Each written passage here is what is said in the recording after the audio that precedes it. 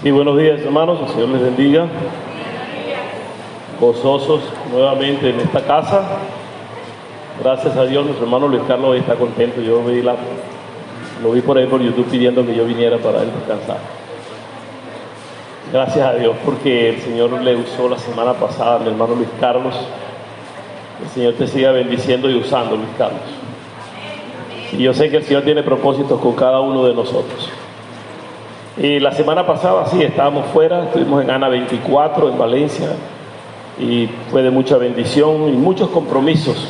Después de Valencia, en Maracay, otros compromisos, más para Evelyn que para mí, pero compromisos para la familia y para la iglesia. Hay compromisos duros para la iglesia tiene que ir sumando esos contenidos que tenemos fuera y hay que resolver. Cada ministerio, cada compromiso que hay es menester que nosotros lo asumamos con responsabilidad. Yo entiendo que hoy, por ser día muy de fiesta, el transporte está pesado, pero gracias a Dios por todos los que están. Los que nos visitan hoy, sean bienvenidos a esta casa, es la casa de Dios. Bien, teniendo claro este propósito que Dios tiene con nosotros,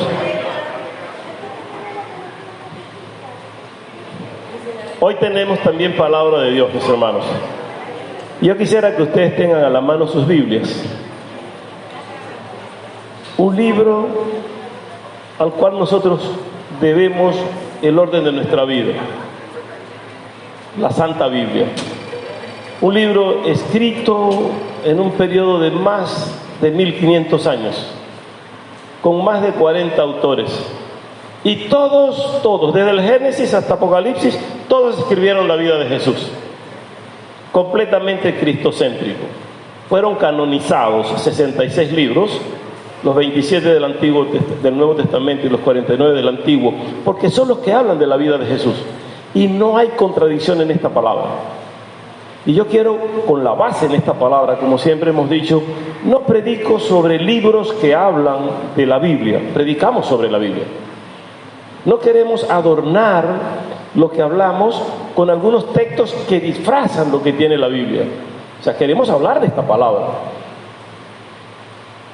Domingo antes pasado yo hablaba sobre las artimañas de Satanás. Y veíamos cómo cambia y cita textos bíblicos aún para tentar a Jesús. Escrito está. Pero cuando citaba decía diferente a como había dicho el original. Cuando engañó a Eva le dijo: te dijo que no comieras de los árboles del huerto. Y Eva le dice: no, me dijo que comiera de todo, menos de la ciencia del bien y del mal. Pero el enemigo engaña con la palabra. Y han estado cambiando textos, han estado cambiando líneas, han estado modificando para engañar. Yo quisiera que el pueblo de Dios esté atento a lo que dice la Biblia.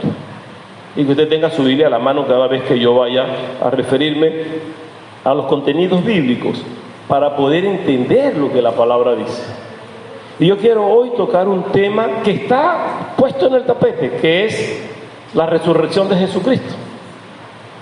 Y quiero basarme no a 7 palabras que dijo Jesús, las 7 frases que dijo Jesús en la cruz. No fueron solo 7 palabras, fueron 7 frases con sentido lógico y con mucha profundidad teológica y sentimental que Jesús expresa esas 7 frases. Y yo quisiera que nosotros lo tomemos en virtud de la Biblia. Vea, no es el libro de Mormón, no es el catecismo, no es Elena de White, no es Russell, es la palabra que el Espíritu Santo inspiró para que nosotros la leyéramos. Y pedimos que el Espíritu Santo nos abra los oídos espirituales, que abran nuestros ojos espirituales para poder entender lo que dice esta palabra. No hay otro que nos ayude a interpretar la Biblia si no es el Espíritu Santo de Dios. Después que Cristo ascendió a los cielos, dejó la palabra escrita, tanto en el Tanakh como en el Nuevo Testamento. Cuando digo Tanakh, ustedes ya saben que eso corresponde a lo que es el Pentateuco, los 5 libros primeros escritos por Moisés, y todos los profetas mayores, menores, todo el contenido del Antiguo Testamento, pues. Entonces, como iglesia que lee, como el que estudia esto, debemos estar atentos a la palabra que enseñamos.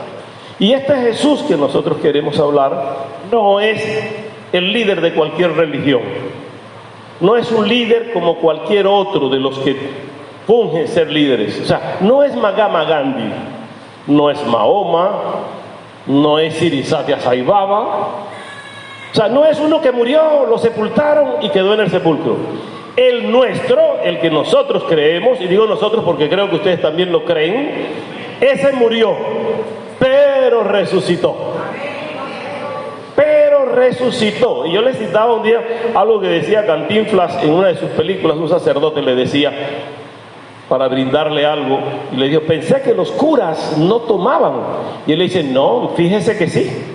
Bueno, pero ustedes no están tristes porque Cristo murió. Pues pensé que eran hombres tristes. Y él le dice: fíjate que no, ya estamos muy contentos porque ya resucitó, así que puede brindarme porque Cristo resucitó. Ahora tenga cuidado usted, no se vaya a brindar y se vaya a pasar y después decir: y yo no puedo celebrar que Cristo resucitó, y tomar más de lo normal, ¿no? O sea, la intención es saber que el líder nuestro está vivo. Ahora, contextualizando nosotros cómo es que murió Jesús. ¿Por qué muere Jesús? ¿De dónde viene Jesús? Jesús vivió, nació primero, y lo vimos en una prédica acá, no es palestino, nació judío, hijo de judíos, de descendencia judía, hebreo. Jesús no era gentil, Jesús era judío, era de la tribu de Judá, el tercero de los hijos de Jacob. Vea que no es de la descendencia de Rubén, no es de la descendencia de Leví, no es de la descendencia de otro de los hijos, de los 12, no, es de la tribu de Judá. Ese hombre humilde que aún defendió a José para que no le mataran cuando sus hermanos quisieron matarle, y que cuando le presentaron ante José con los hermanos dijo: no dé otro momento triste a mi padre que está envejecido, yo prefiero quedar preso mientras ellos traen a Benjamín. O sea, ese corazón de Judá permite que sea Judá el abuelo o tatarabuelo muy lejano de Jesús de Nazaret. Es decir, que Jesús era judío, y así nació y murió como judío. Con el poder romano, castigado por el imperio romano, óigase, no español, todavía no existía aunque estaba la península ibérica, no había imperio allí.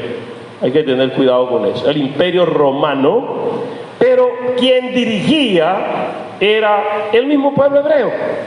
Quienes pidieron la crucifixión fueron los judíos, fueron los sacerdotes, fueron los escribas, fueron los saduceos, que eran sectas judías.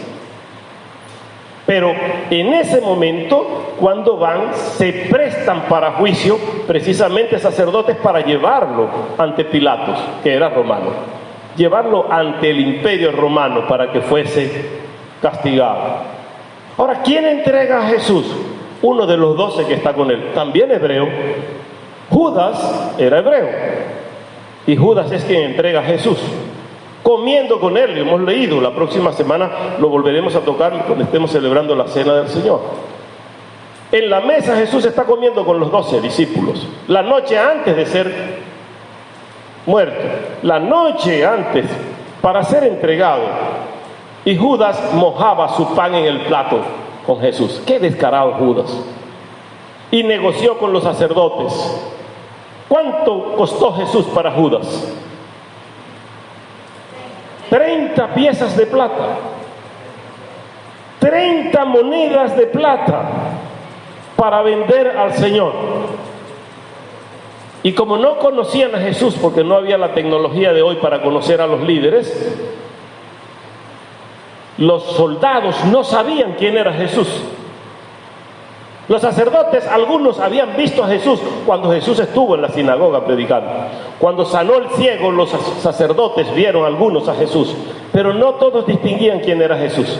Y decían: ¿cómo sabremos quién es? Y Judas le dijo: no se estresen, al que yo bese, ese es, yo lo conozco, yo soy judío como él. Al que yo logre besar, por ese me van a dar las 30 piezas de plata. Y es Judas quien lo entrega. Judas entrega a Jesús para que sea muerto en cruz, que es vergüenza romana para la muerte. Para los judíos les apedreaban, pero para los romanos iba a la cruz, una cruz que no era de Jesús. ¿De quién era la cruz? De Barrabás. Y Jesús, como el Hijo del Hombre, no tenía donde reposar su cabeza, porque aún las zorras tenían donde dormir. Jesús no, su cabeza inclinó y no recostó. Esa cruz era más grande que Jesús. La cruz hacía de la medida del hombre que iban a crucificar en aquel tiempo. Y ya esa estaba hecha para Barrabás. Y a Jesús hubo que estirarle más los brazos para poder clavarlo en el sitio. Porque Jesús murió en la cruz de Barrabás. Cargando el pecado de Barrabás, significa eso, que llevaba el tuyo y el mío también. Jesús murió por nosotros. ¿En medio de quién? De dos ladrones. Dos hombres que estaban presos junto con Barrabás. Y a los tres iban a crucificar. Y Pilato dice, es costumbre que soltemos a uno de ellos. ¿A quién quiere que suelte? ¿A Jesús o a Barrabás? Y soltaron, porque el pueblo pidió que soltaran a Barrabás. Según palabras apócrifas que no están registradas en la Biblia, por eso son apócrifas, no están canonizadas, según el Evangelio conocido o la verdad conocida escrita por José de Arimatea, que es quien sepulta a Jesús. José de Arimatea dice que el ladrón de la derecha se llamaba Dimas y que el de la izquierda se llamaba Gestas. Y así también lo escribe, hay un escrito de Nicodemo que dice que el de la derecha se llamaba Dimas y el de la izquierda se llamaba Gestas. Pero que Gestas se burlaba de Jesús y le decía, si eres Cristo, bájate y bájanos a nosotros. Se mofaba de Jesús, pero Dimas decía, él no ha hecho nada, dejémoslo tranquilo. Y Jesús miraba a este hombre, y este hombre entendió lo espiritual que no entendía el de la izquierda. Y le dice, acuérdate de mí cuando vengas en tu reino. Y hay palabra de Dios para él, a través de Jesús. ¿Dónde lo crucifican? Y estoy contextualizando aún. En un lugar llamado de la Calavera, en el Gólgota. Un cerro para ser visto en el camino que iba a Jerusalén, de lo principal del comercio. Todo el que iba y venía miraba ya en lo alto las tres cruces. Y esa cruz, todo el que pasó miró la muerte de Jesús en el Gólgota, en el lugar más duro, un lugar que significaba muerte y vergüenza. Allí muere nuestro Señor. Pero ¿qué delito pagaba Jesús? ¿Qué es lo que Jesús estaba entregando allí? Pagaba tu pecado y pagaba el mío. Fue cargado de pecado. ¿Sabía que Jesús muere cargado de pecado, pero que no fue pecador? Que los pecados que llevaba no eran de él, sino los tuyos y los míos, incluyendo los de Barrabás. Por esos pecados murió Jesús. Y el Padre lo mira con tristeza y con dolor, porque pagaba un precio caro por darnos redención. En una cruz que simboliza, desde ese momento cambia lo que era vergüenza para ver que es redención. Nosotros dejamos, no podemos, no debemos adorar la cruz, pero reconocemos que fue el lugar de la muerte de Jesús. Si alguno quiere llevar una cruz, puede llevarla. Lo que no debe es adorar la cruz. Pero le agradezco o le recomiendo que en la cruz que lleva ya no tenga Jesús colgado allí, porque resucitó, ya no está en la cruz. Cristo se levantó, fue bajado de la cruz por José de Arimatea y se ordena sepultura, porque la ley pedía que se sepultara para que no fuese vergüenza. Dios prohibía que los cadáveres quedaran allí colgados. Vea Deuteronomio 21-23. Y yo estoy basado en el contexto en Mateo 27, específicamente del 32 en adelante. Pero lo que dice Deuteronomio dice que no dejaréis su cuerpo, no dejaréis que su cuerpo pase la noche sobre el madero, hablando del madero como la cruz. Hay una secta que dice que donde Jesús fue colgado no fue una cruz sino un poste, porque él dice un madero. No, la cruz era un madero porque era de madera, pero tenía de brazos abiertos. Dice que no lo dejarías colgado allí en el madero. Sin falta lo enterrarás el mismo día, porque maldito por Dios es colgado. Y no contaminarás tu tierra que Jehová tu Dios te dio por heredad. En la ley de Moisés contempla que los cuerpos fuesen sepultados. Y Jesús no podía quedar allí. Ya venía el día de reposo. Y José de Arimatea va donde Pilato y le dice: ¿lo vas a dejar allí colgado? Ya hoy termina el quinto día, viene el día de reposo. Mañana no podemos bajarlo porque no se hacía nada, o no se hace nada el día de reposo. Y Pilatos le permitió bajarlo y llevarlo a un sepulcro nuevo que tenía José de Arimatea, y sepultó allí a Jesús. Algunos de los escribas y de los fariseos respondieron diciendo: Maestro, deseamos ver de ti una señal. En el tiempo que Jesús predicaba, según Mateo 12. Y cuando lleva José de Arimatea el cuerpo de Jesús para llevarlo al sepulcro, ¿cuánto tiempo debía estar Jesús en el sepulcro? Dice 3 días y 3 noches. ¿Por qué nos enseñan ahora que murió el viernes y resucitó el domingo? Si murió el viernes, pasó el viernes en la noche, sábado en la noche y resucitó el domingo. Falta una noche.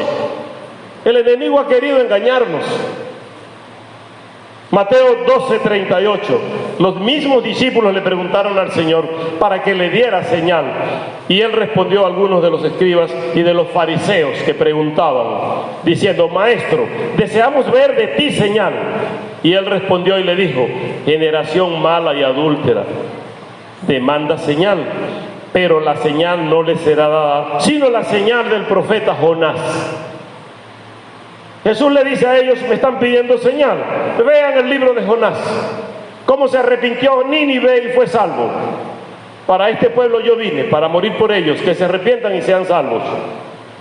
Y dice: porque como estuvo Jonás en el vientre del gran pez, estoy leyendo el verso 40, como estuvo Jonás en el vientre del gran pez 3 días y 3 noches, así estará el Hijo del Hombre en el corazón de la tierra 3 días y 3 noches. Y yo creo que Jesús estuvo sepultado 3 días y 3 noches, no 3 días y 2 noches. No era un hotel y se quiso ahorrar una noche. Era en el sepulcro y estaba 3 días y 3 noches. ¿Por qué bajó allí Jesús? Por amor a las almas, por amor a ti y por amor a mí. Por amor a nosotros baja allí. Por eso Juan 3:16 Jesús escribe: de tal manera amó Dios al mundo, que dio a su Hijo único, el unigénito, para que todo el que en él crea no se pierda, sino que tenga vida eterna. Por amor lo hizo, porque no envió Dios su Hijo al mundo para condenar al mundo, sino para que el mundo sea salvo por él. Juan 3:16 y 17. Esa bendición la tenemos nosotros. Ese Jesús que estaba colgado en el madero, que estaba clavado en el madero, hicieron hueco en sus manos y en sus pies. No quebraron hueso alguno suyo, porque la profecía dice que hueso suyo no sería quebrantado. Pero ¿cómo sabían pasar el clavo para no romper a mi Señor? Pero perforaron sus manos. Y luego le dice él a Tomás: toca, mete el dedo allí para que veas. Mete el dedo para que veas que fui crucificado por ti. Incrédulo. Bienaventurados los que no vieron y creyeron. Y nosotros no hemos visto, por fe aceptamos la gracia por medio de la fe que Jesús nos ha dado para ser salvos. Ese sacrificio allí tuvo bendición. Es bendición para nosotros. Y ese Jesús colgado allí, en la burla de los que había sanado. Había gente que la semana anterior Jesús había sanado, que le había dado la vista, que andaban tras él por la comida que le daba en la montaña cuando daba el sermón. Cada vez que Jesús predicaba les alimentaba. Y a la semana siguiente están allí burlándose de él y acusándole. ¿Cuánta gente anda tras los predicadores con una emoción para que le hagan un milagro? Pero no están buscando a Cristo. Gente que quiere venir a la iglesia para ahorrar dinero porque ya no va a tomar más, pero no viene a buscar a Cristo. Gente que quiere ahorrar por sanidad, pero no viene a buscar a Cristo. Y aquí nosotros debemos buscar a Cristo. Y no crea que porque busque a Cristo ya no va a sufrir más. Porque en el mundo tendréis aflicciones, dice el Señor, pero confiad en mí porque yo he vencido al mundo. Y algunos citan muy alegremente a Isaías: y por sus llagas fuimos nosotros curados. No se refiere a enfermedad del cuerpo, se refiere al espíritu, al alma. Por sus llagas nuestra alma, nuestro espíritu fue limpio. Lo que pasa es que cuando Jesús te sana de una cosa, te sana de todo. Y debemos creer lo que el Señor nos da en bendición. Y las emociones, he insistido con esta congregación muchísimas veces y seguiré insistiendo: deje las emociones y deje la lógica, deje la razón, porque el justo por la fe vivirá. No vive por emociones, no vive por la lógica, no vive por la razón, vive por la fe. El justo vive por la fe. Y cuando tú tienes fe, debes buscar del Señor. Y el Señor, no importa cómo seamos, Él nos va a dar la bendición del perdón. Aun cuando nosotros fallemos. Y la primera frase que Jesús da, aún estando claro el día, las primeras 4 frases de Jesús las dice en claridad. Ya la cuarta entra a oscuridad por un tiempo. Y vamos a verlo por la palabra. Una oscuridad que fue la representación de que Dios apartó la mirada de esta tierra y por eso hubo tinieblas. La primera frase que Jesús dice en la cruz dice: Padre, perdónalos porque no saben lo que hacen. Jesús no le quería reconocer a ellos lo que estaban haciendo. Vamos a Lucas 23 para que reforcemos lo que decimos con la palabra. Y cuando llegaron al lugar llamado de la Calavera, le crucificaron allí, es decir, en el Gólgota. Y a los malhechores, uno a la derecha y otro a la izquierda. Es parte de lo que contextualizaba. Y Jesús miraba aquello y Jesús decía: Padre, perdónalos porque no saben lo que hacen. ¡Qué corazón tan generoso tenía Jesús! Para ver que los que le están matando, Él pide perdón para ellos. Y a nosotros nos rozan y uno quiere desaparecernos. Uno quiere matar al que le hace daño. Jesús pedía perdón. Y dice: y repartieron entre sí sus vestidos, echando suertes, y el pueblo estaba mirando. Y aún los gobernantes se burlaban de él, diciendo: a otro salvó, sálvese a sí mismo, si este es el Cristo, si es el escogido de Dios. Ellos no conocían, ellos no sabían. Yo supongo que los soldados que estaban allí, ese centurión que estaba allí, había visto muchos crucificados. Su trabajo era llevar un pelotón para cuidar a los crucificados. Pero lo que vio en ese día le hizo reconocer que ese era el Hijo de Dios. Cuando Jesús pedía perdón y cuando hubo las cosas que ocurrieron. El verso 47 del mismo capítulo 23 dice que cuando el centurión vio lo que había acontecido, dijo: gloria a Dios, diciendo: verdaderamente este hombre era justo. Y en Mateo 27 verso 54 dice que el centurión y los que estaban con él guardando a Jesús, visto el terremoto, vea a quién cuidaban, a Jesús, no cuidaban al de la derecha ni al de la izquierda. Estaban atentos por Jesús, porque Jesús sabía que había un poder diferente y podía bajar de la cruz. Ellos, guardando a Jesús, visto el terremoto y las cosas que habían sido hechas, temieron en gran manera y dijeron: verdaderamente este era Hijo de Dios. Ahora los soldados sí reconocen quién era Jesús. Y mucha gente reconoció. Y los sacerdotes que estaban en el templo dijeron: algo está pasando. Creo que cometimos un error. Pero ellos no entendían qué estaba pasando con este hombre, porque eran hebreos. Jesús vino para con ellos como judío y no le recibieron. Y Juan 1, 11 y 12 dice que a los suyos vino y los suyos no le recibieron. Mas a todos los que le recibieron, a los que creen en su nombre, les dio potestad de ser ¿qué? Hechos hijos de Dios. ¿Usted les recibió? Esos que dijeron amén son hijos de Dios. Los otros tienen oportunidad hoy. Usted recibió a Jesús como su Salvador. Usted es hecho hijo de Dios. Pero usted está ahí como que atónito pensando: ¿será verdad que lo reconozco? ¿Será verdad que tiene salvación para mí? Si tú no lo crees, con fe no hay.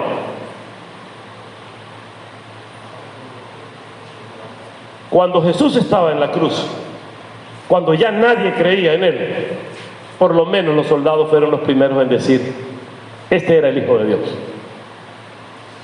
De lo que tú menos crees allá afuera, va a llegar un momento que van a decir, verdaderamente ese es el Hijo de Dios. Yo lo que no quisiera es que llegue el tiempo último y cuando sea levantada la iglesia digan ellos, verdaderamente ellos predicaban a Cristo. Ya va a estar cerrada la puerta. Como cuando Noé predicaba y dijo, ya es el tiempo, y cerró las puertas. Cuando comenzó a llover por primera vez sobre la tierra, dijeron ellos, tenía razón Noé, abre la puerta. Ya no había oportunidad de abrir la puerta. El tiempo es ahora. Y el ladrón reconoció que era el tiempo.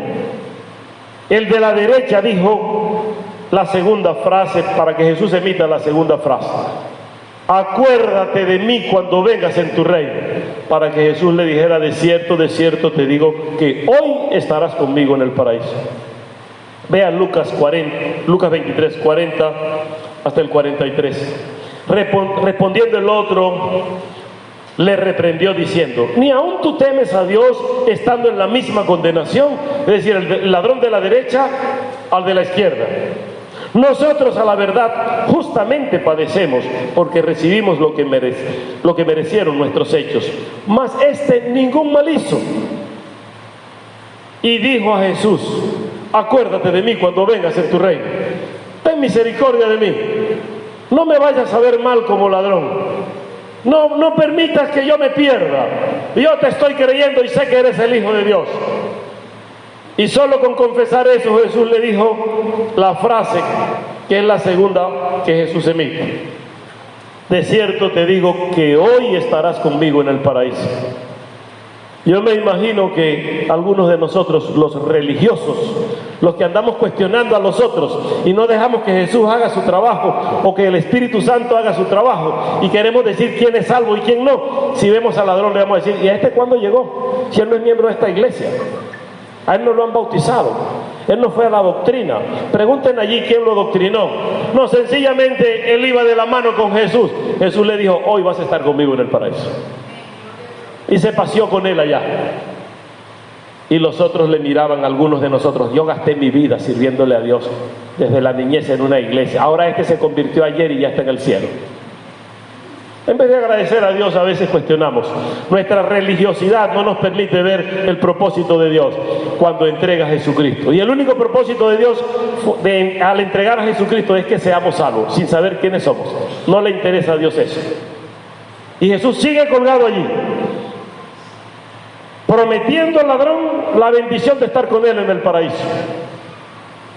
Ayer conversaba con Evelyn y decíamos sobre una prédica que yo hice en una persona de una amiga que falleció. Y yo decía que cuando morimos vamos a la presencia de Dios en el seno del Padre Abraham. Y dije que el Señor Jesús no había ido a preparar moradas para nosotros, que ya las moradas estaban. Y alguien cuestionó y me dijo al finalizar, usted cometió un error al predicar. ¿Qué sería? Que usted dijo que Jesús no fue a preparar lugar para nosotros. Y yo le dije, él no fue a preparar eso. Jesús vino a morir por nosotros, pero no fue a preparar lugar para nosotros. Cuando Jesús es enviado a la tierra para morir por nosotros, ya el Padre tenía las moradas preparadas para todo el que cree en Él. Dios toma previsión y es planificado, Dios es organizado. Anda a buscarlos, que ya yo tengo listo donde los voy a recibir. No sea cosa que algunos se arrepientan y cuando vengan yo no tengo donde recibirlos, dijo Dios. Ya el lugar donde vas está listo, está preparado. Jesús mismo lo dijo, voy pues a preparar lugar para vosotros. Pero antes hay una condición. Cuando dice, en la casa de mi Padre muchas moradas hay, ya están. ¿Cuál es la dirección? No sé. Yo sé que algunos han muerto por allí y saben dónde van porque dicen, nos vemos en la quinta paila del infierno. Él sabe para dónde va y tiene su dirección fija. Es la quinta paila. Y mandan a otros para la quinta paila. No, Jesús dice, en la casa de mi Padre muchas moradas hay. De no ser así, yo os dijera, voy pues a preparar lugar para vosotros. Es decir, que no fue a prepararlo, ya estaba preparado. De no estar preparado, lo hubiese ido a preparar. La garantía es que cuando tú mueras en Cristo, tienes lugar preparado. El lugar está hecho para nosotros. Y en esa condición de amor de Jesús, cuando mira hacia abajo, mira a una mujer triste allá llorando. Aunque algunos dicen que nosotros no la apreciamos, la queremos y la respetamos. ¿Quién no va a querer a una madre que mira a su hijo colgado en la cruz y que esté llorando? Los que estaban crucificando a Jesús no prestaron atención. Los hermanos de Jesús biológicos no estaban allí, no creían en Jesús. Ahí estaba Juan, el discípulo amado, y estaba María y las otras Marías. Y la frase tercera que Jesús dice es decirle a María: mujer, ese ahora es tu hijo, ese va a cumplir mi responsabilidad. Y le dijo a Juan, el discípulo amado: tú ahora eres el hijo de ella, recíbela como madre. ¿Qué dice la palabra de Dios? ¿Qué enseña la palabra? En el mismo capítulo que estamos leyendo, en el verso 25. Estaban junto a la cruz de Jesús su madre y la hermana de su madre, María, mujer de Cleofas, y María Magdalena. Lo que nos enseñan religiosamente por ahí, las tres Marías, que más tarde para mí en el liceo se convirtieron en química, física y matemática. Pero las tres Marías son estas que narra la palabra. Cuando vio Jesús a su madre y al discípulo al que él amaba, que estaba presente, dijo a su madre: mujer, he ahí tu hijo. Y después dijo al discípulo: he ahí tu madre. Y desde aquella hora el discípulo la recibió en su casa. ¿Dónde estaba la familia de Jesús? ¿Dónde estaban mis hermanos cuando yo atendía a mi mamá? Puede decir Jesús. ¿Qué se hicieron? ¿No ocurre eso en la actualidad? Y cuando Jesús busca a sus hermanos, no están. Y dice: me voy, pero no puedo dejar a esta mujer que es mi madre abandonada. La voy a dejar en manos de Juan, que este hombre la va a atender. Los hermanos de Jesús no creían en él. Véase Juan 7, el verso 1. Después de estas cosas, esto fue antes, estamos ahora en el capítulo 7, estamos leyendo el 23. En la narración que traemos, pero nos adelantamos al 7 para ver qué pasaba con los hermanos de Jesús.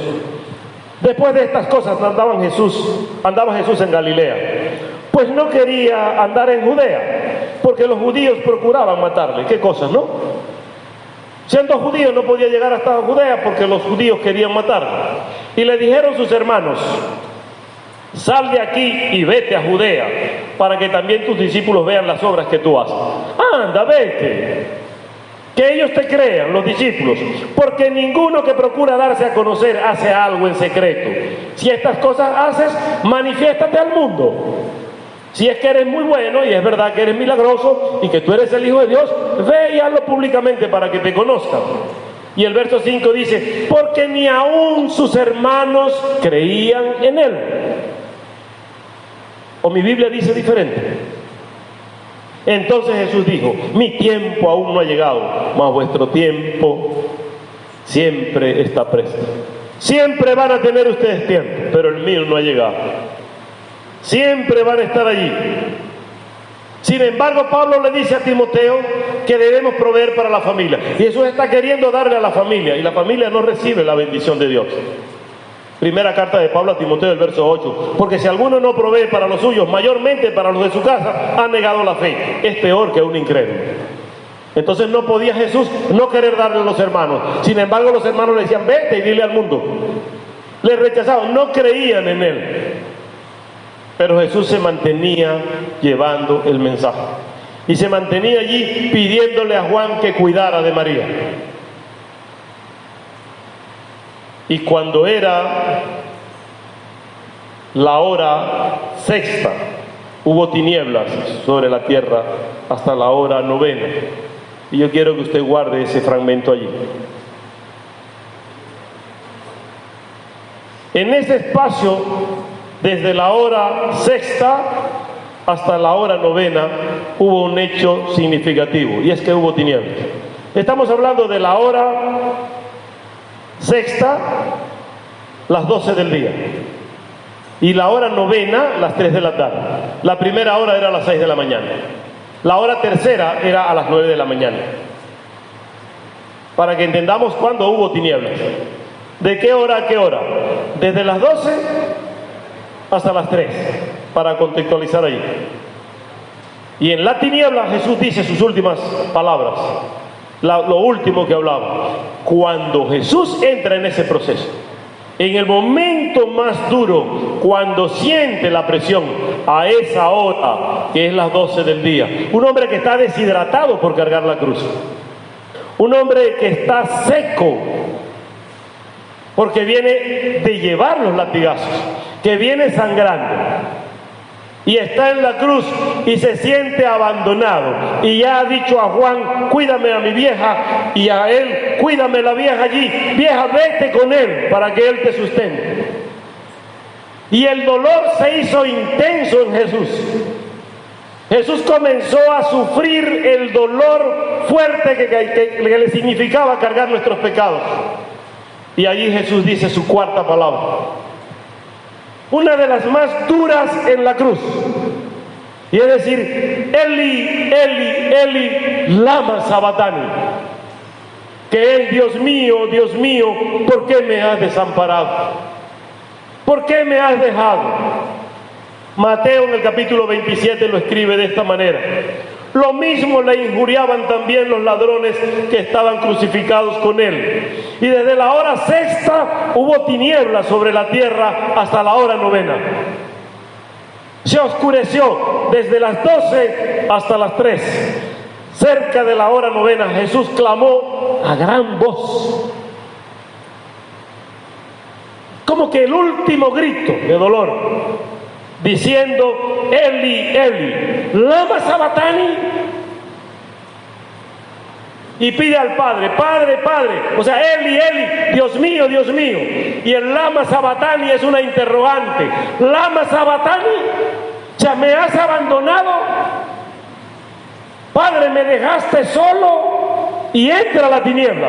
El Padre tiene que apartarse. Tiene que quitarse para no ver la suciedad que llevaba Jesús y el dolor que llevaba Jesús. La suciedad por nuestros pecados y el dolor por lo que le ocasionamos nosotros. Cada uno de nosotros. Jesús pagó nuestros pecados en su humanidad. Cuando los pagó, allí era el hombre, era Jesús hombre pagando, aunque tenía la dualidad de ser divino y de ser humano, de ser Dios y de ser hombre, pero está pagando como hombre, cargando el pecado, porque como Dios no puede llevar nuestros pecados. Dios no va a cargar nuestros pecados, Él aborrece nuestros pecados. Ama a Dios al pecador y aborrece sus pecados. Y ese dolor de Jesús demuestra que era limpio, que era santo como hombre. Y Pablo escribe en su segunda carta a los Corintios, capítulo 5, verso 21: al que no conoció pecado, por nosotros se hizo pecado,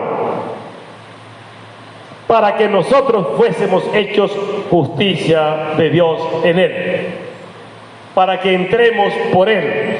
Al que no conoció pecado, se hizo pecado por nuestro pecado. Somos desagradecidos, somos ingratos con Dios. Y Pablo también escribe a los romanos: porque lo que era imposible para la ley, por cuanto era débil por la carne, está Jesús en la carne. La ley era incumplible, ningún hombre pudo cumplirla. Al infringir un solo artículo, se infringía toda la ley. Solo Jesús pudo cumplirla y nosotros entrar por él. Porque lo que era imposible para la ley, por cuanto era débil para la carne, Dios, enviando a su Hijo en semejanza de carne de pecado, lo hizo humano, y a causa del pecado condenó al pecado en la carne que llevaba Jesús, cargando nuestros pecados. Y alguien dice: pero es que Jesús era Dios, no sufrió. porque iba como Dios. Si va como Dios no sufre, pero iba como hombre llevando tu pecado y el mío. Lo hizo carne. Isaías 59, verso 2 dice: pero vuestras iniquidades han hecho división entre vosotros y vuestro Dios.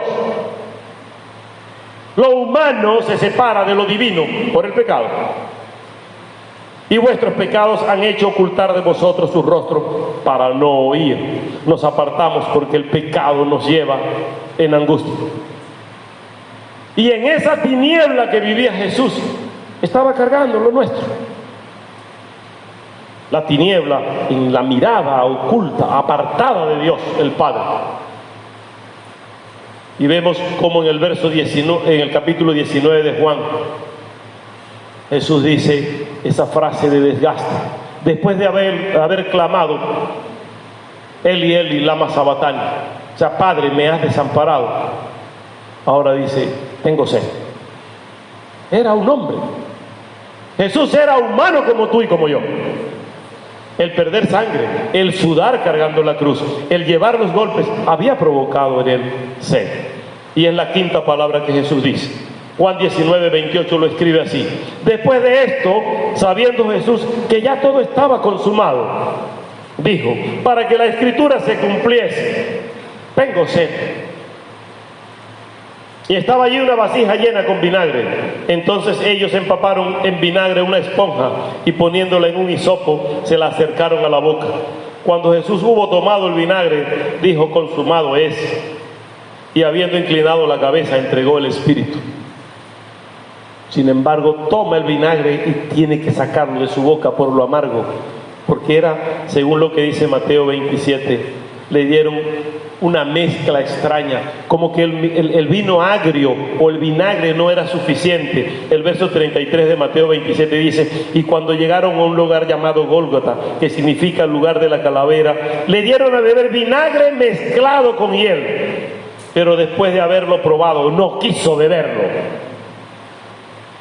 Si tienes sed y te van a dar agua de sal, o tienes sed y te van a dar vinagre con hiel, ¿para qué lo tomas si sabes que te va a gastar más? Algunos religiosos enseñan que el morrocoy no tiene hiel porque era lo que pusieron aquí. No crea cuentos. No crea cuentos. Allí no dice de qué era. Y eso se lo digo a la iglesia porque muchos de nosotros todavía tenemos alguna religiosidad. Como estos días cuando le dije, murió el hermano fulano, me dije, ay, que el Señor lo tenga en su santa gloria y lo lleve a descansar en paz. Y falta que te persines nomás. El que muere en Cristo, dice aquí, tiene salvación y tiene vida eterna. Porque ya Cristo cargó tu pecado y lo estamos viendo cómo lo lleva. Sufrió la sed nuestra. Y el salmista David lo ve y lo profetiza David ¿cuántos años antes? David escribe en el Salmo 22, verso 14: he sido derramado como aguas, me gastaron, sudé un río de mí, y todos mis huesos se descoyuntaron, cargando el peso de la cruz.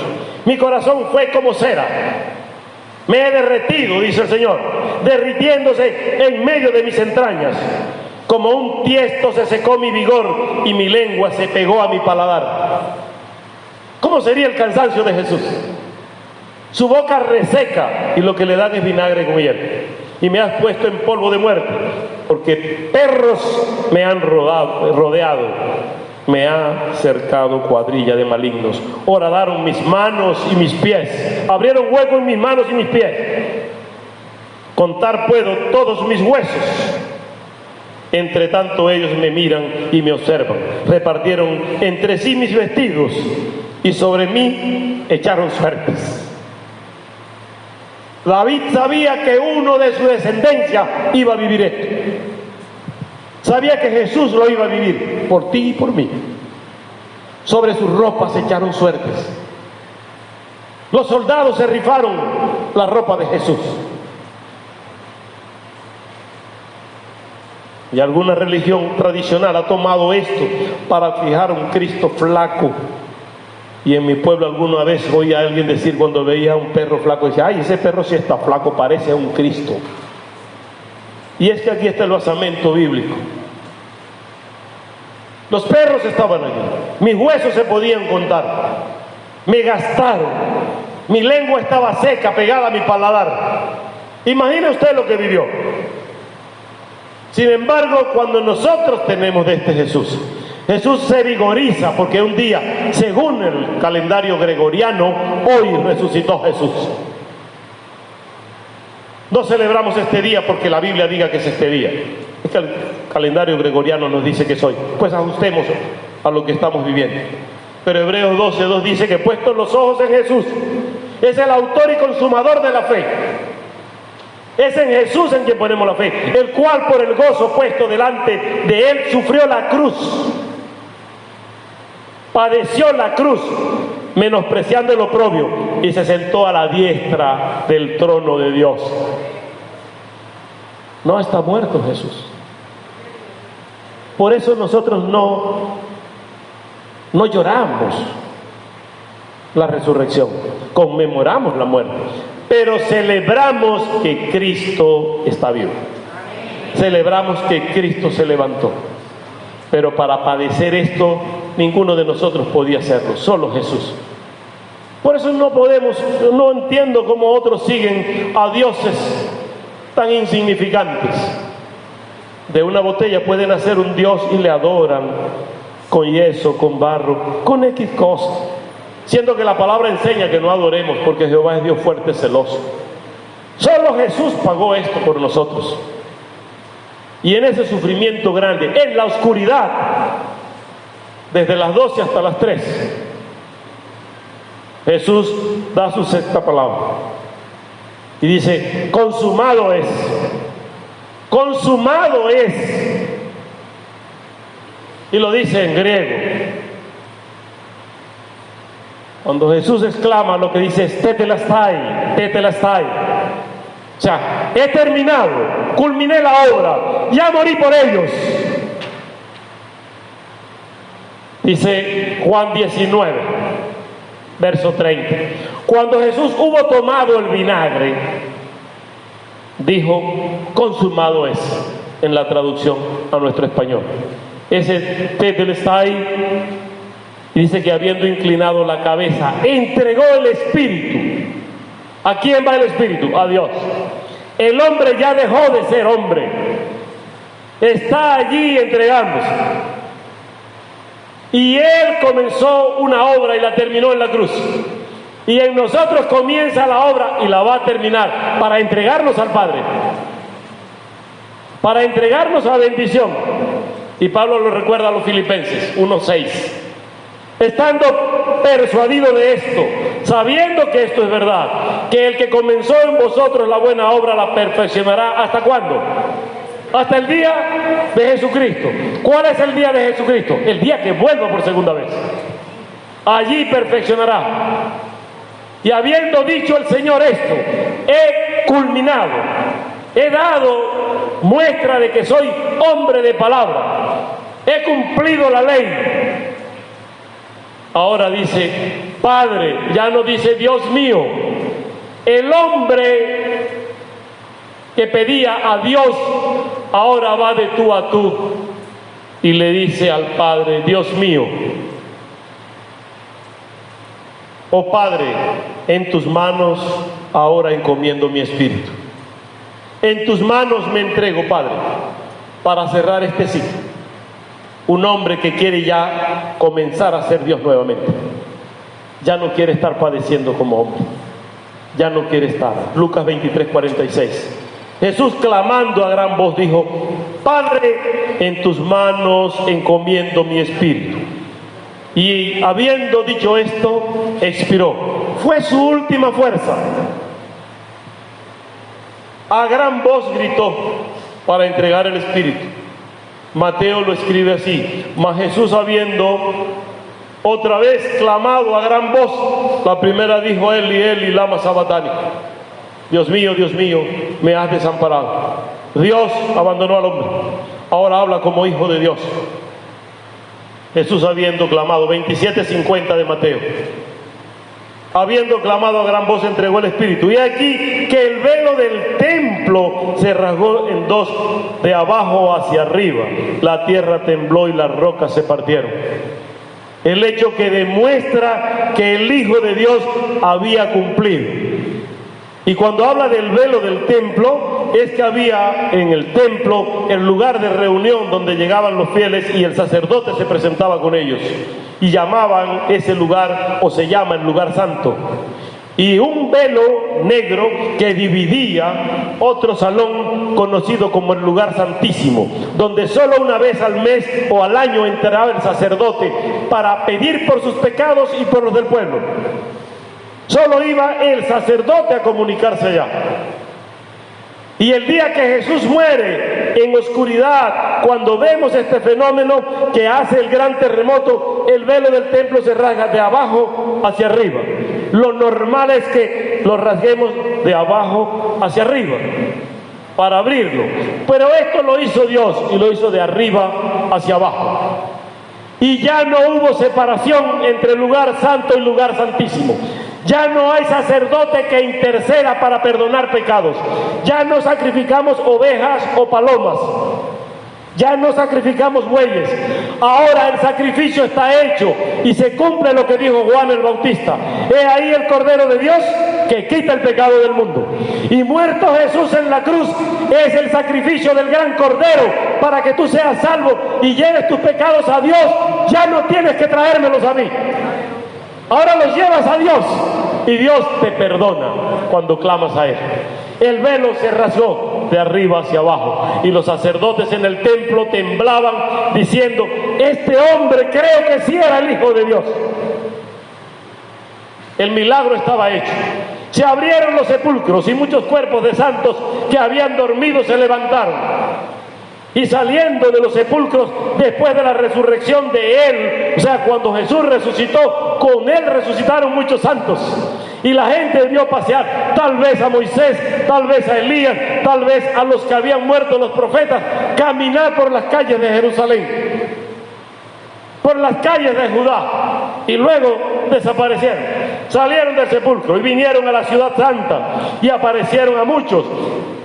Y el centurión que estaba con él guardando a Jesús, visto el terremoto y las cosas que habían sido hechas, temieron en gran manera. Y es allí cuando dice: verdaderamente este hombre era el Hijo de Dios. Si lo reconoce el centurión, ¿cuánto más los sacerdotes? Mi pregunta es: ¿qué estamos viendo en nosotros de Jesús? ¿Cómo vemos a Jesús? Es el sumo sacerdote y es sacerdote según el orden de Melquisedec, sin principio ni fin, pero es el único que murió por tus pecados y por los míos. Es el único capaz de perdonar mis pecados. Ya se rasgó el velo del templo. Ya no hay sacrificios de animales. Ya la sangre del Cordero verdadero fue derramada. Ya no hay que derramar más sangre. Todavía las religiones tradicionales están derramando sangres para sanidad y para muchas cosas. Y el sincretismo religioso nos ha llevado a confundir lo que la palabra de Dios dice. La sangre de Jesucristo tiene perdón para limpiar pecados, para sanar al espíritu y para darte la vida eterna. Pero la enfermedad y el cuidado de tu casa, el cuidado de tus hijos, el cuidado de tus bienes, tu cuidado no es por la sangre de Jesús. Los milagros no se hacen por la sangre de Jesús. No cualquier milagro, solo el de la redención y el perdón. Los otros se hacen en el nombre de Jesús. Jesús así lo enseñó. Y en mi nombre echarán fuera demonios, en mi nombre sanarán enfermos, en mi nombre caminarán, en mi nombre predicarán. Ya no en mi sangre. Ya la sangre fue derramada para que nosotros fuésemos limpios. Y si fuesen tus pecados negros, vendrán a ser blancos. Si fuesen rojos, vendrán a ser limpios. Así lo enseña la palabra, porque fuimos limpios por la sangre de Cristo. La sangre de Cristo tiene poder para libertar de pecado, para dar salvación, y lo creemos así. Él es el autor y el consumador de la fe. Él es quien puede producir en nosotros. Por eso murió Jesús, para hacernos salvos. Solo resta que nosotros le aceptemos. Pablo escribe a los de Colosas en el capítulo 2, verso 12: sepultados con Él en el bautismo. Y lo enseñamos, por eso no bautizamos los niños. Es a conciencia que yo busque para ser limpio de mis pecados por la sangre de Cristo y para vivir como Cristo quiere. sepultados con Él en el bautismo, muerte al mundo y resurrección con Cristo, en el cual fuisteis también resucitados con Él, mediante la fe en el poder de Dios que le levantó de los muertos. Es el sepulcro también un bautismo, la muerte y la resurrección de Cristo. Y a vosotros, estando muertos en pecados y en la incircuncisión de vuestra carne, os dio vida juntamente con Él, perdonándonos todos los pecados. No dice uno sí y otros no, todos. ¿De qué tamaño es tu pecado? Ese lo perdona Jesús. Tienes que decirle a Él. ¿De qué tamaño has fallado? No hay problema, Jesús lo va a romper, dice el verso 14, anulando el acta de los decretos que había contra nosotros, que nos era contraria, quitándola de en medio y clavándola en la cruz, se refiere a la ley, y despojando a los principados y a las potestades, los exhibió públicamente, triunfando sobre ellos en la cruz. Quitó la autoridad del diablo Jesús y lo venció en la cruz. Por eso cuando yo oigo a algunos que emocionalmente cantan y predican, machácale la cabeza al diablo, dale una puñalada al diablo. Yo oí un hermano orar y dale una patada al diablo por no sé dónde. Hermano, quítese eso, ya Jesús lo hizo en la cruz. Mira, venció potestades, venció principados, los exhibió públicamente. Ya no te atribuyas lo que Jesús hizo. Eso le corresponde a Jesús. Solo cree lo que Jesús está haciendo contigo, triunfando sobre ellos en la cruz. Por tanto, nadie os juzgue en comida o en bebida o en cuanto días de fiesta, luna nueva o días de reposo, todo lo cual es sombra de lo que ha de venir, pero el cuerpo es de Cristo, la iglesia es de Jesucristo. Los detalles y los rudimentos de la doctrina de Cristo no es para nosotros vivir por ellos. Vivimos por la bendición de saber que Cristo murió por nuestros pecados. Y nos pide que no estemos juzgando a nadie por cómo viste o cómo come, por cómo anda, cómo ha de venir. Cada quien que venga como quiera. Que el Espíritu Santo de Dios va a persuadir y va a corregir. Nosotros enseñamos lo que dice la palabra y el Espíritu Santo hace el resto. No nos atribuyamos la autoridad que Dios tiene. He visto muchos que cuestionan y castigan, siendo que el Señor nos está diciendo que Jesús murió por nosotros solo para ser redimidos de pecado. Y cuando decía, no hay otro líder que haya hecho esto, es que no hay en el mundo otro como Jesús.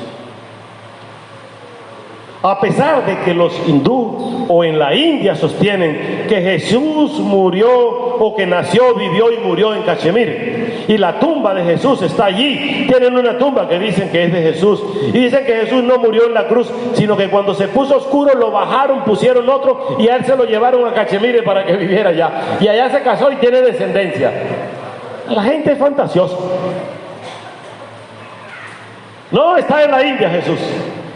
Jesús está sentado a la diestra del Padre y de allí ha de venir a juzgarnos por nuestros bienes y por nuestros males. Vivos o muertos, vamos a juicio. Está establecido para el hombre que muera una vez y después de la muerte, el juicio.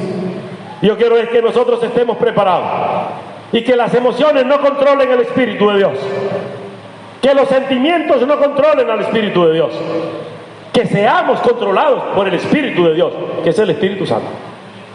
Para eso lo dejó el Señor. Que no estemos criticando y juzgando lo que Dios hace. Si alguien llegase acá, como quiera llegar, que venga y el Señor va a hacer un trabajo con él. ¿O no recordamos lo que éramos antes? ¿Olvidamos lo que éramos? El Señor nos ha redimido. Cuando usted ve el libro o lee Corre Nicky, corre, usted ve la historia de Nicky Cruz, un predicador exitoso ahora, pero que era un delincuente muy famoso, asesino y ladrón y drogadicto, hasta que Jesús tocó su corazón y fue transformado. Y algunos dicen, ¿cómo va a predicar si antes hacía lo malo? ¿Y cómo este que estaba a la derecha fue perdonado si antes hacía lo malo? Y Jesús le dijo, hoy estarás conmigo en el paraíso. Cuando Jesús te toma de la mano, nadie tiene para criticarte. Y si alguien lo hace, no te critica a ti, critica a Jesús. Si alguien critica lo que tú haces por la obra de Dios, no te critica a ti, critica a Jesús. Porque Jesús te está llamando para que tú le sirvas, para que tú le seas fiel, para que tú seas quien lleve este mensaje de redención. Y siempre hemos dicho, lo religioso no es lo que debe dominar nuestras vidas. Lo religioso que quede en segundo lugar, en tercero, en cuarto lugar. Lo principal es tener a Cristo en nuestros corazones. Vivir por la palabra que Dios nos está enseñando. Acabamos de venir de una convención.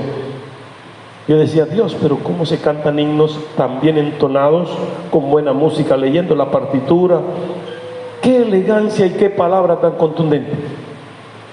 Y en el camino cuando veníamos escuchamos canciones. Y no por lo menos 6 canciones que son cristianas y todas son heréticas, con mensajes contrarios a lo que dice la Biblia.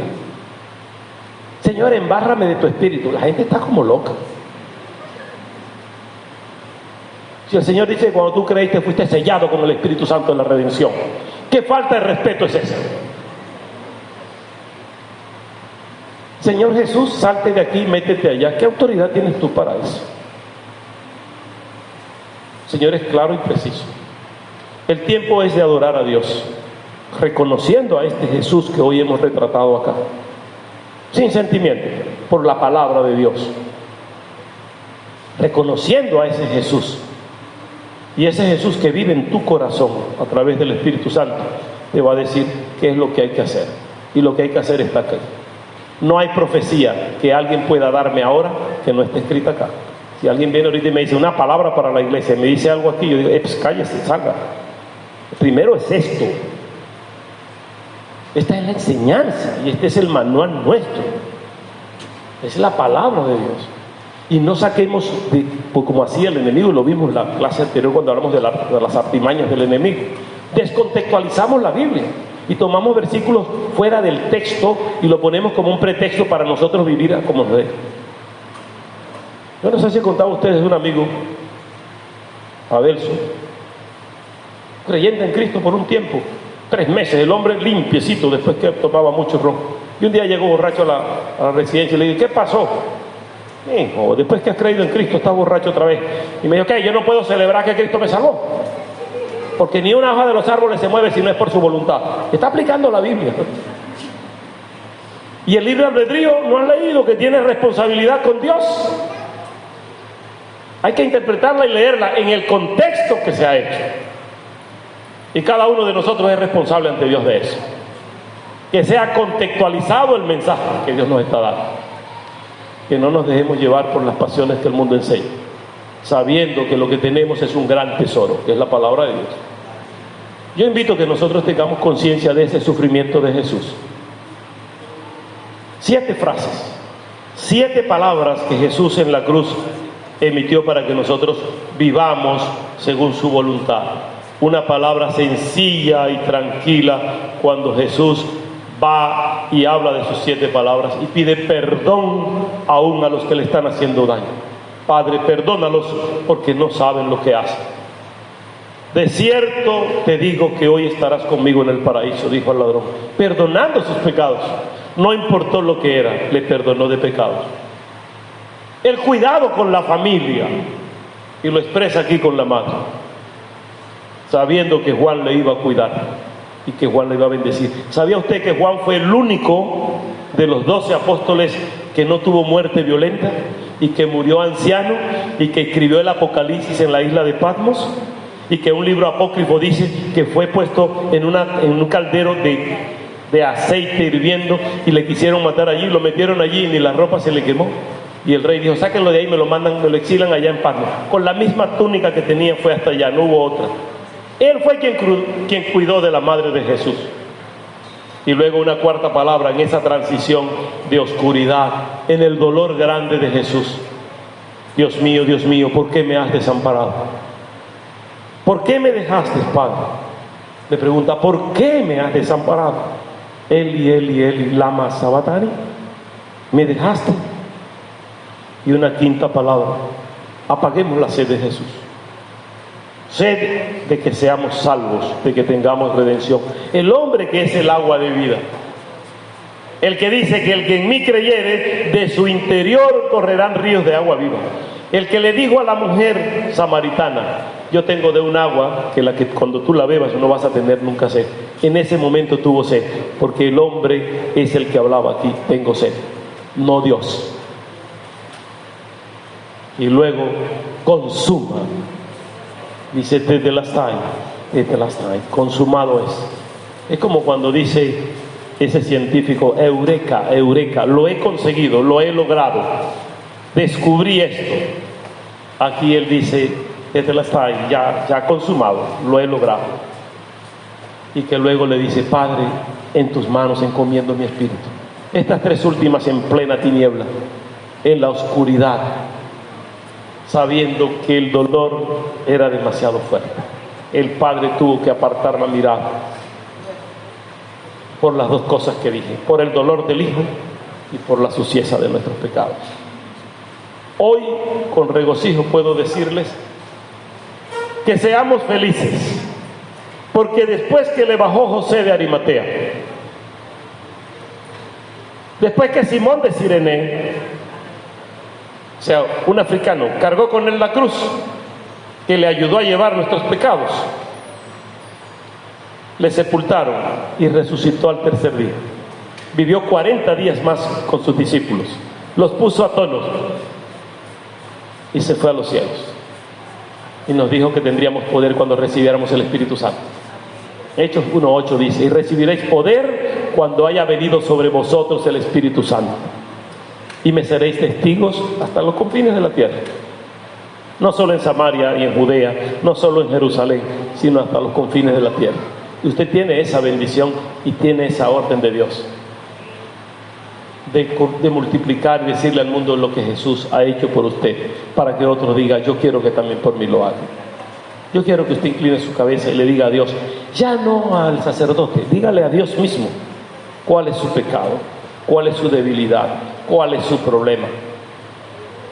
Si hay necesidad de que oremos todos juntos, oramos contigo, pero cada uno va a la presencia de Dios para decir las cosas. El Señor cumplió toda una ley para que nosotros seamos salvos, para que entremos por Él a la vida eterna. Decía, hoy tal vez no es exactamente el día de resurrección, pero el calendario gregoriano dice que es hoy domingo, que hoy es domingo de resurrección. Que Jesús resucite en tu vida, que Jesús alumbre tu camino, es tiempo de hacer. Siempre va a haber ese momento para nosotros decirle a Jesús, tómame ya, haz conmigo como quieras. ¿Cómo cuesta? El mundo trata, las cosas de este mundo, el trabajo, las presiones, nos trata de sacar de lo que Dios tiene como propósito. Hay una lucha muy grande allí. Tenemos esa lucha muy grande, pero Dios sigue llamando. Y cada uno de nosotros es responsable de volver a Dios y de decirle, ya, perdóname lo que malo que hago, perdóname lo que he hecho, Dios, encamíname para servirte y ya para entregarme a ti. Y Dios está llamando. Padre, en el nombre de Jesús, Señor, te alabo y te bendigo por esta hora, Dios, que nos presentas para leer de tu palabra, para estudiar de tu palabra, Señor. ¿Cuántos días, cuánto tiempo necesitamos para reconocer que tú eres Jesús, que tú eres el Hijo de Dios viviente, que tú moriste en la cruz, pero que resucitaste para darnos salvación? Toca, Señor, a través de tu Espíritu Santo a cada uno de los que no te conocen, para que pueda reconocer que tú eres el autor y consumador de la fe. Dios, los que hemos creído, aviva en nosotros el Espíritu Santo pueda obrar, que le dejemos actuar para que podamos dar de ese fruto que es amor, que es paz, que es gozo, que es benignidad, que es templanza, que es mansedumbre. Dones que has puesto, Señor, para edificación de la iglesia. Gracias por cada uno de mis hermanos. Gracias por los que han creído en ti, Señor. Y los que no han creído, damos oportunidad, Dios, de que les traigas a tus pies. Recibe honra y gloria por Jesucristo, tu Hijo, Señor. ¿Hay alguna persona en la sala que no ha conocido a Jesús como su Salvador y quisiera en esta mañana dar ese paso de decirle al Señor, acuérdate de mí cuando vengas en tu reino? Acuérdate de mí cuando vengas en tu reino, Jesús. ¿Hay alguna persona que no haya tenido esa oportunidad? O algún hermano que quisiera decirle al Señor, mira, Señor, he fallado, pero acuérdate de mí cuando vengas en tu reino. No tomes en cuenta mis errores ni mis pecados. sé limpiándome, Señor. Quisiera que ahí en el sitio donde estás, hagas ese compromiso con Dios y le digas al Señor, úsame más. Y si alguno quisiera que orásemos por él, puede venir al frente para que oremos. Allí en el Gólgota, en el monte Calvario, una cruz, 2, 3 cruces, y de las 3 una derramó sangre para redención, para liberarnos. Y ya el Cristo que murió en esa cruz no está en la cruz. No adoramos la cruz de Jesús, adoramos al Jesús de la cruz, al Jesús que murió en la cruz. Bendice, Señor, a cada uno y da de tu amor. Gracias, Padre, por tu palabra en esta mañana. Recibe honra y gloria, Señor. Que tu Espíritu Santo siga con cada uno de nosotros y nos enseñe siempre de tu palabra.